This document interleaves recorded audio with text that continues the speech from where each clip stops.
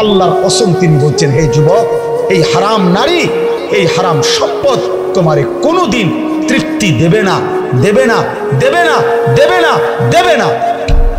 কিন্তু একজন স্ত্রী, পবিত্র আল্লাহর পক্ষ থেকে নির্ধারিত স্বামী স্ত্রী, এই একজন হালাল স্ত্রী, একজন মানুষ 70 বছর 90 বছরের হায়াত এক স্ত্রী দিয়েই হালাল ভাবে পার করে ফেলে। সে তৃপ্ত হয়েই যায়, তার একজন স্ত্রী দিয়েই জীবন পার হয়ে যায়। আর তুমি বলো, তোমার হারাম ছবি কতক্ষণ দেখলে তৃপ্তি হবে? তুমি না রাত 2টা পর্যন্ত নারী দেখছো, আবার সকালবেলা ঘুম থেকে উঠেই মোবাইলটা আবার খুললা কেন? তোর রাত্রে তোমার তৃপ্তি হয় নাই? এখন আবার দেখতেছো কেন? এখন আবার উলঙ্গ ছবি দেখছো কেন? তাহলে বোঝা গেল হারাম কখনো কি দেয় না? তৃপ্তি। নোনা জলে তৃষ্ণা মেটে না, সাগরের লবণাক্ত পানিতে তৃষ্ণা নিবারণ হয় না, নোনা জলে তৃষ্ণা মেটে না। ঠিক তেমনি ভাবে হারাম নারী তৃপ্তি দেয়। এজন্য যে নারী, যে মেয়ে বেপর্দা, ওই বেহায়া নারীর মূলত নারীত্ব বলতে কিছু নেই।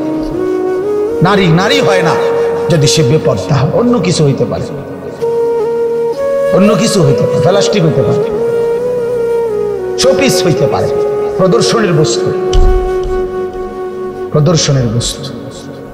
কিন্তু নারী তখনই নারী যখন তার ইজ্জতের কদর, সম্ভ্রম, নারীর পর্দা, আল্লাহর কসম, নিজেকে আড়াল রাখার।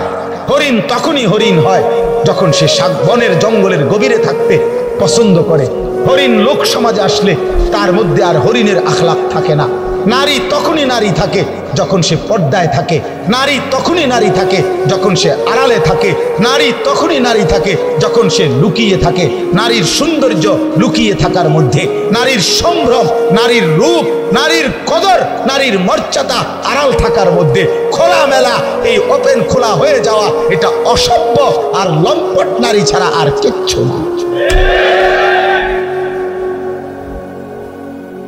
আল মারআতু আওরাতুন, এজন্য নবীজি বলছে, নারী বলে কাকে? নবীজি বলছে আওরাতুন, নিজেকে আড়াল রাখে যে। এরে কই বেডি, ওরেই বলে নারী। নারী বলেই তাকে আওরাত। আওরাত, আওরাত মানে হইল আড়ালের বস্তু, লুকিয়ে রাখার বস্তু, আওরাত।